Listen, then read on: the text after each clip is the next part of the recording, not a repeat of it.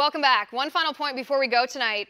The mainstream media is ignoring the tragic case of Alfie Evans in Britain, where the British government ruled that Alfie's parents must pull the plug on his life support and aren't allowed to take him to another hospital for alternative treatment. The media is ignoring this gross assault on human dignity because as easily as it's happening in Britain, it could happen here if we let snake oil salesmen like Bernie Sanders or Keith Ellison convince us to turn over our right to life in exchange for free health care. This is Alfie Evans. He's suffering from a degenerative neurological condition. The doctors at the hospital don't know what the condition is, so they told his parents there was nothing else they could do for the baby. His parents want to take Alfie to a hospital in Italy, but guess what happened when Alfie's father tried to leave the hospital? The police blocked the entrance, told him he wasn't allowed to leave with his baby. How can this be, you might be asking? Now, I tweeted about this story the other day, and I got a tweet back from a liberal who said, "The doctors are probably right, so why should we care?" Yeah, the doctors are probably right. So what? When you go to the doctor and he tells you you're too fat, is the government allowed to force you to stay at the hospital against your will, force you to abide by their treatment plan for your obesity?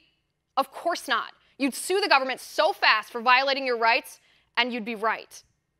And I don't have to convince you why you should care. You already care. You look at Alfie Evans, this sweet, precious little baby boy, and you see your son. You see your nephew. You see your grandkids or your best friend's kid. So what right does the government have to dictate whether any kid lives or dies? What kind of hideous government uses their government-run healthcare system to rule that this baby must die? Because that's what the courts in Britain did. They are forcing Alfie's parents to pull the plug on Alfie's life support and watch Alfie die.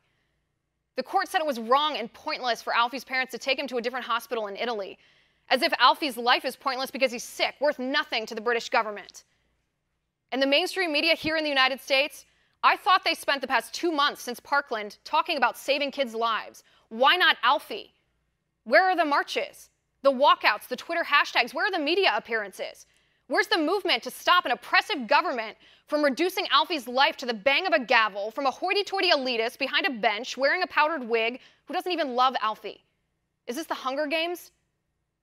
This is Britain. It's not Cuba or the Soviet Union. This isn't China. It's not Venezuela. If this can happen in Britain, it will happen here. And that's why the cowardly media in the United States won't say a single word. Because make no mistake, it will happen here if we trade our liberty, our right to life, for the shiny fake promise of free health care. And when the government becomes the arbiter of life and death, where does it stop? Will the government kill the gays?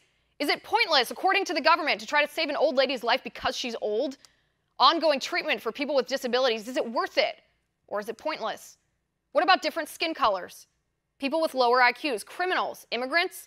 Where does it stop if government has the right to decide who deserves to live and who deserves to die? Do you trust your government enough to put your life in their hands, literally? No. Do you trust the government enough to decide if your son, your daughter, deserves the right to life? That's the price we pay when we sell our souls for so-called free health care. When doctors' word is taken as gospel, and government bureaucrats like Bernie Sanders and Keith Ellison usurp our rights, call themselves God, deciding with a bang of a gavel and a pull of the plug who's allowed to live and who's forced to die. And that's my final point. You can reach me on Twitter at Liz_Wheeler. If you like the show, please send me an email at oann.com/contact. In the meantime, catch us here tomorrow at 9 p.m. Eastern. And until then, have a good night.